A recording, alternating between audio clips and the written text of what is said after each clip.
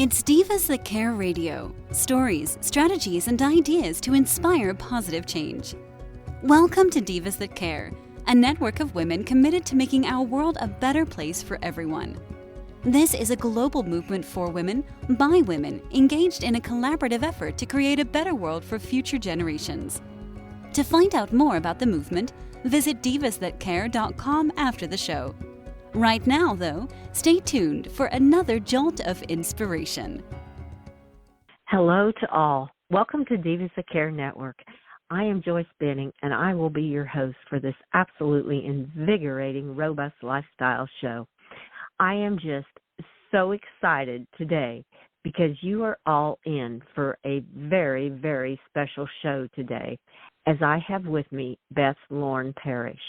And we are going to talk about her new book called Your Horse Believes in You. Oh, man, this is just going to be wonderful. And before we start, I would also like to take a moment to thank each one of our listeners that have tuned in live today and the ones that will be listening to the recording on the podcast. I am just so very grateful for each and every one of you. So, Beth, could you please introduce yourself to our listeners today? My name is Beth Lauren Parrish, and I am a certified riding instructor, a remote coach, and a rapid transformational therapy practitioner, which is a unique form of hypnotherapy. So with my business, Inspired Riding, I encourage equestrians to slow down, trust their intuition, and listen to their horses so they can have the best co-creative dances with their horses either on their backs or from the ground. Oh, how absolutely beautiful. I love that.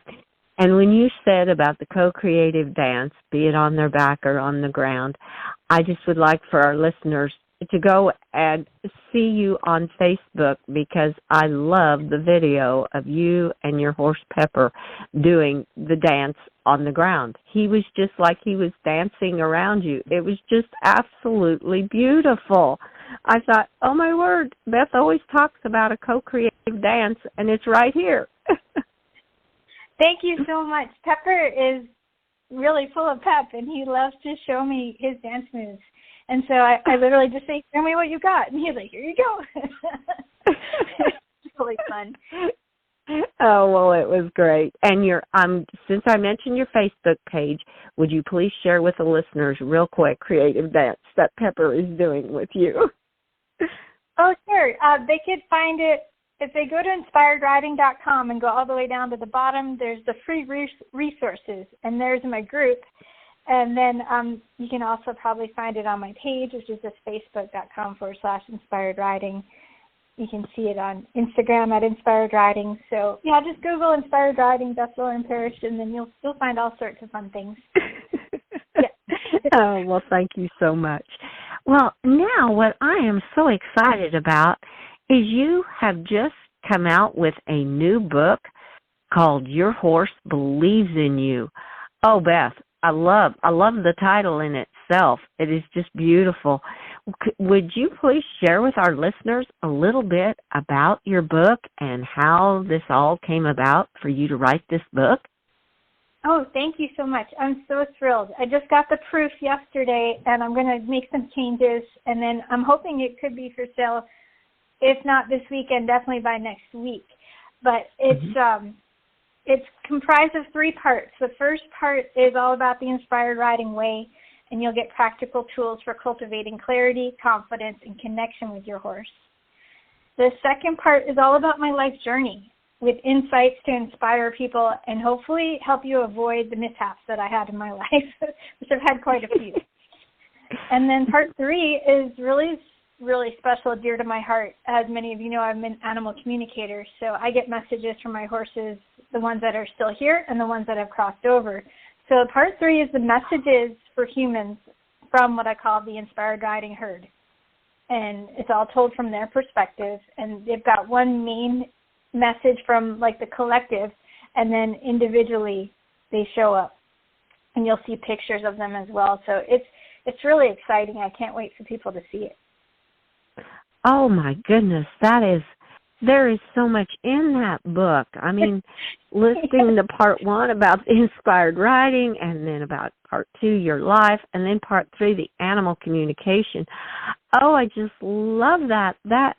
That just covers so much inside one book, and how you broke it down into the 3 different parts, and people can learn about kind of all about you and about everything that you are doing with the horses. Oh, that is absolutely beautiful. Well, what out of part 1 in inspired riding would you like to share with the listeners today that is really going to spark their interest and say, I've got to have that book as soon as it comes out? Well, it goes through the inspired riding principles, which is principle number 1 is slowing down, like I said, and then number 2 is tuning in, and then number 3 is listening. So if they just read those 3 parts, and it's in the very beginning of the book, they're going to have a whole new perspective on how to approach their time with their horses, because it's going to encourage them to check in with how they're feeling, and then that way they're going to be able to present themselves in more of an authentic way to their horse. So many times humans are rushing about and they're not paying attention. And when that happens, unfortunately, either, they could get hurt as the worst part, or, their horse looks at them thinking they're being a little bit rude because they're not really present with them. So there's like all different spectrums in between, but you want to just make sure that you can at least do those 3 things, and that's going to make a huge difference. Then we have, of course, appreciation and the mounting block. I have a mounting block ritual. I can just read that to you. I think you guys would really like that. So okay, that sounds great. What I talk about is this mounting block ritual. And, of course, you can do all of this before you get to the mounting block, or you can do it while you're actually on the steps. It's completely up to you, and it works, and whatever works best for your routine. So number 1 is just breathe and do a body scan and just check in. Then number 2 is get present and check in with your inner compass. I teach about the inner compass in the beginning part in the principles. Number 3, send love and appreciation to your horse. That one's key. And then number 4, if your horse likes this, you can place your left hand on their withers with the reins and your right hand just behind the saddle. Then you breathe, soften, and send love and appreciation to your horse in that moment. Then the next thing you'll do is imagine the feeling of an amazing ride. That sweet moment just as it's finished, and you're so incredibly happy. You want to thank your horse for the ride as if it's already happened. Then ask your horse if they're ready for you to mount up, and if they stay relaxed, you can gently sit on their back. And then proceed to thank them again with either your voice, a little scratch, a treat if you like, or any of those things that your horse enjoys most. All of this can take less than 2 minutes if you have it dialed in. The beautiful thing about this ritual is that it confirms your horse is really ready for a ride, and it gives them a little preview of what the ride can be like, and it allows them to feel how much you appreciate them. Oh, Beth, I absolutely love all that. I just got the chills as you were reading that, because it just touched my heart, because I love that on sending love and appreciation to your horse. And that's how, in my thinking, you can co-create that dance, because they know, they are realizing, and they know how much you love and appreciate them for being there, and that they are a main part of this, and that you want to make sure that they're happy too. And imagining that, basically manifesting an amazing ride. And that's what your subconscious mind is then thinking of, what a beautiful ride you're going to have. You're projecting that to your horse and thanking them. I'm always thanking my horses. And that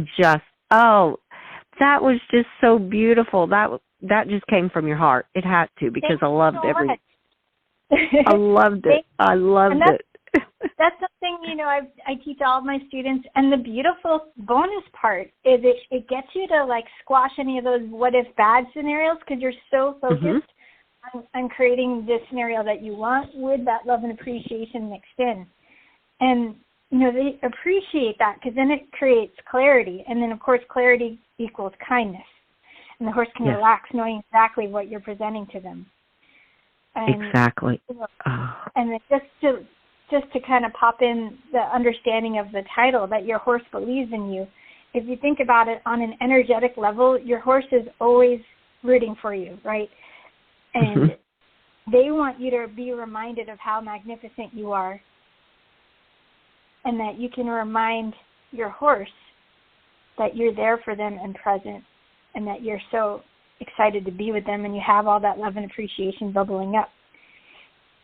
So once you tune into that connection with your horse, you'll start to believe in yourself more. So they want you to believe in yourself, and so that's why. It's an energetic thing, and most people who will pick up this book will totally get that. So if you don't believe that we're all energy, I can't help you right now. Oh, I totally agree 100%. Oh, I love that. And I just have to quickly share, when you talked about your horse title, Your Horse Believes in You, I was telling my mare this morning when I was feeding her. I'm always talking and loving on them, and especially her, I was telling her that I was going to be doing this show with you today and what the title of your book was.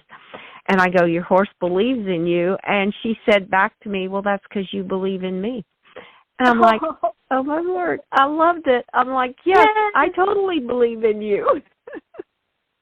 I love that. And, I could totally take on that interpretation, too. And so I love that you shared that with her. That's so cool. Oh, well, I share all my stuff with my horses. They probably are like, oh, my word, we know everything you're doing, girl, because you're always talking to us. But and that's what they love. They want to know what's up, I agree. I agree totally. They love to be included because they are, in my life, they are my life. So I just share everything with them, and I just love it how they share back, just like what she did this morning. I thought, oh, my God, you just touched my heart too, girl. But I had to quickly share that since we were just talking about how your horse believes in you. I love that.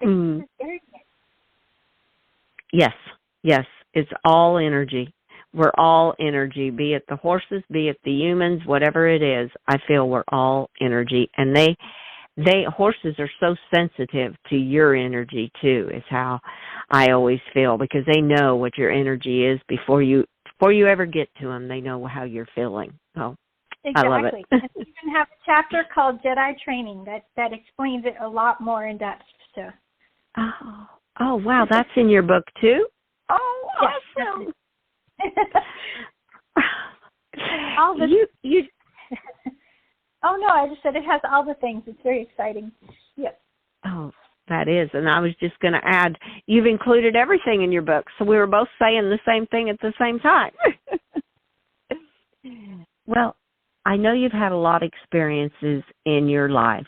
So what really stands out to you in the book on the part 2 about my life that would really intrigue the listeners? I think the one that sums it up is the chapter called The Cork in the Ocean. And I can just read that quickly to you if you like. Oh, yes, please. How's that sound? Okay. I want you to picture a cork in the ocean that has the relentless ability to continue to pop back up and ride the waves. She knows the ocean can't keep her underwater for long.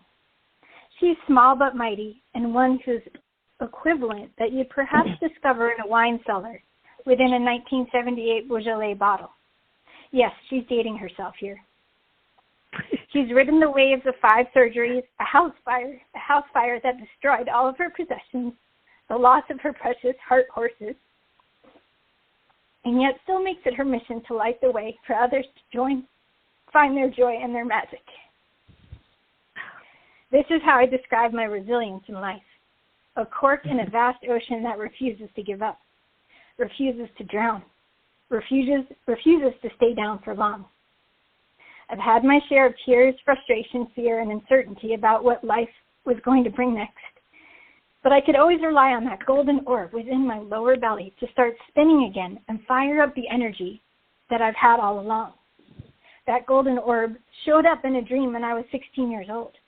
I was presented with an option while climbing one of those impossibly challenging ropes, much like the ones in gym class that would torture all of the non-athletic students. There were multiple orbs floating all around me, and I heard a voice say that I needed to choose one to help me get up the rope successfully. I was tired and frustrated and was bothered by all of them moving around me so quickly. Then I took a deep breath and realized there was a golden orb within my belly. I chose the one within. As soon as I made that choice, I floated up that rope like I was Wonder Woman and ended up sitting softly on a rooftop to stargaze. It was absolutely magical. All I had to do was believe in my power within. That is my deepest wish for everyone in this world, to realize how powerful they are and to know that whatever they are going through, they can find their inner strength, power, and cork within the ocean feeling, to come back to a place of peace and even joy once they realize they can make changes by choosing to believe in themselves. I'm incredibly grateful to look back and know these things. 1, our bodies can heal in the most miraculous ways. 2, you will find the most amazing support from all over the world if you're open to receiving it. 3, my husband is one of the most resilient humans on the planet.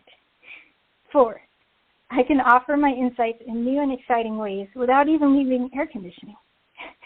5, never give up, even when you can't stand without a walker.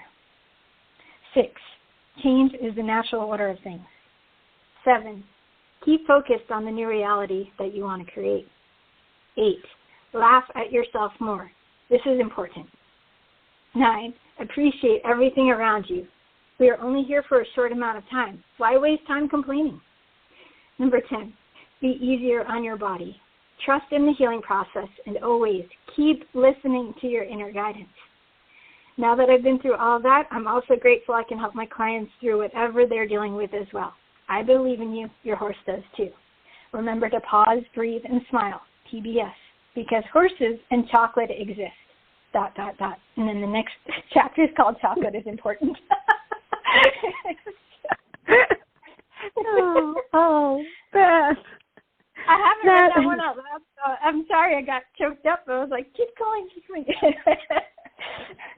Yeah. That's totally okay, because I would have too reading it. I got tears just hearing it. That is just absolutely beautiful. I have never heard it explained as a cork ocean, but that is so fitting, and I love believe in yourself, because I think personally, I feel women have the hardest time with that, of believing in yourself, believing that you have it inside of you to do what you need to do, or to let that inner peace shine out through you, and that inner light that has been given to you. Just let it shine. And so many times, I believe, as a woman, that is a hard part for us to do, is to believe in ourselves and that we can do it. And that was absolutely beautiful. Thank you so much for sharing that chapter in your book. I love it. You're most welcome. And I would ask, being everything you're doing, do you see that in a lot of women, that they find it difficult to, first of all, believe in themselves? Well, yeah, I mean, that would be a whole other podcast. But yes, I agree. It's very, very interesting to me. Well, most of my clients are women, probably 90%. And they have some degree, with the hypnotherapy that I do with them, of course, some degree of conditioning, old programming. If you think of your mind as a program, old programming that's one way or another kept them from, stepping into their power and just, kind of going along with things, staying quiet, being afraid to speak up, not really wanting to make waves. And I think it's important for them to step out of that and start making more waves and start shining their light in whatever way feels good to them. And it could be just posting a few more really fun, happy pictures on Facebook instead of anything they're complaining about. I mean, it could be that simple, that little shift, and start looking for things that light them up, looking for things to help make the world feel better, whether it's their immediate environment or out in the community or the whole world. And I really believe it's possible for these changes to happen. It's just a matter of acknowledging where it started and then deciding that you want to make the change. Oh, yes. Oh, yeah. Beautiful. I think we need to do another whole podcast on believing in yourself, because I think that we could bring up so many things. You just brought up some very beautiful points, and I love that you put that in your book, how your horse believes in you, and you need to believe in yourself. So that was beautiful, Beth. Thank you so much. You're welcome. Well, as we go on here, what in part 3, we've covered part 1 and 2 in the book, and now into animal communication, which, oh my God, I love this part 2. I know I'm going to. I love every bit of animal communication. What is something you would like to share with the listeners from the part 3 of animal communication? I'm going to go with my first horse I ever owned. He's on the shorter side, so I just want to choose one that's not going to take up too much time. But his name is D. He came to me as Race Me Double. He was a racehorse, and then we changed it to Double Trouble, and then DT, and then it just turned into D. So here's what he had to say. There's a look in a human's eyes when they are deeply in awe. I was blessed to have this with Beth. I was her first official horse that she owned. She was teaching full-time in California and was eager to have a horse of her own to learn and grow with. I was the perfect match for her. I loved to move fast, jump a little, and go on adventures. She took me out to a lake where we got to splash in the water. I loved making her laugh, as I was so expressive with hitting my hooves on the water to make waves. I excelled at making waves and making my opinions clear to all around me. If I didn't like where I was, I would exit the arena quickly. If I needed to let some steam out, I would buck a little and then settle right down. Yet I was always careful with Beth. If she was riding me, I made sure I knew she could handle my antics. What I did was all about what I needed and had no reflection on what Beth was doing. I knew that and made it my mission to keep her safe. If I wanted to get Beth's attention on the ground, I would take my strong head and nudge her firmly. She would then be lifted into the air and would land on her feet a few strides away with her eyes wide in shock. She soon learned how to be present with me always. I didn't tiptoe around others. I was clear, strong, and fun to be around. My message to humans: stand your ground when you need to express your opinions. Be clear and kind. Don't be afraid to tell others how you feel. The more you practice this, the less you will be concerned about how your opinions land on others. They usually know how to land on their own feet. If they don't, they will learn. It's not your job to teach them this. Remain strong with what your spirit guides you to say or do. That was funny that I chose that when I forgot about the waves. We were just talking about it. We were just talking about a cork in an ocean, and now the next chapter has about how he likes to splash in the waves and make you laugh. Oh, I love it. That is just I'm beautiful. Like, yeah, that just happened. I was like, I'll just choose D, and then, oh my gosh, I forgot about that already. That was awesome. Oh, he was a magnificent horse. Absolutely magnificent. And I remember being in a horse show. We were cantering along in a flat class. There was about 11 of us, and the gate was open, and we're cantering along, and he just did a 180 and took me out of the arena. And my trainer's pointing at me like, get back in there, get back in there. So I managed to turn around and get him back in. And then I was laughing because the judge placed us, I think, 4th place out of 11. I'm like, she either did not see me leave because it happened so fast, or she was just so impressed that I got him back in. I don't know. It's funny. But he was a character. He was like, yep, I'm done. See ya. I'm out of here. I'm going to exit the arena. I don't want to be here anymore. Yeah. Yeah, he stood his ground. He told me what he wanted. Yeah. Yep. He communicated with you, and the awesome part of it all is you communicated back with him. Just like he said he would do a little buck to release some things, and it wasn't anything that would hurt you, but you accepted that because you knew what he was doing, and it was your co-creative dance with each other. He just created the dance in a little different way than some horses do. Yes, he had very expressive dances. But it was fantastic. I was very pleased to have him. Oh, I love it. I absolutely love it. Every part of this book has just been incredible. Everything from every part 1, 2, and 3 has just been so intriguing that it'll just excite you to want to purchase this book when it is released. And what is your target date now? I know we talked just a little bit at the beginning, but what are you targeting for to release Your Horse Believes in You? It could be as early as this weekend, like December 4th or 5th. I'm just finishing up some more edits. I got a proof of it, and I wanted to fix it up a little more. And then, and then once I get the proof and approve that second proof, then we should be good to go by next week. So I'm excited. Oh, wow. And where will be the best place that the listeners can find your book so they may purchase it? Easiest way will probably be Amazon, or you can go to inspiredriding.com/store, and I'll have a link to it there. Oh, perfect.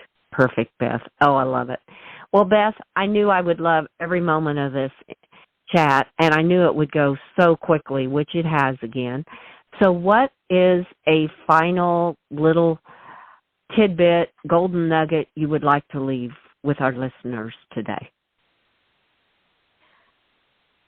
I want the listeners to remember that they're powerful and to find something like a golden orb within to remind themselves of their power and breathe into that. Oh, beautiful. That was a beautiful golden nugget to leave with our listeners today. Thank you so much, Beth, for being my guest today and this wonderful chat we've had. And I'm so excited for your new book. And you just have yourself a magical day with you and your horses and all your clients. Thank you so much, and may the horse be with you always. Oh, thank you, Beth. Thank you. And I would also like to thank each one of our listeners for tuning in today and listening on this wonderful podcast with our incredible returning diva, Beth Lauren Parrish. And I want to thank each one of you that you have taken the time from your day, and I am just grateful for that. And so be sure to share this show with all your family and friends. Check out all the other hosts and their shows on divasthatcare.com. Have an absolutely magical day. Be kind to all. And remember, believe in yourself and find that powerfulness that is inside of you. And give your animals that great big extra hug and share all your love with them. Until we connect again on Robust Lifestyle, stay strong and healthy. Thanks for listening. This show was brought to you by Divas That Care.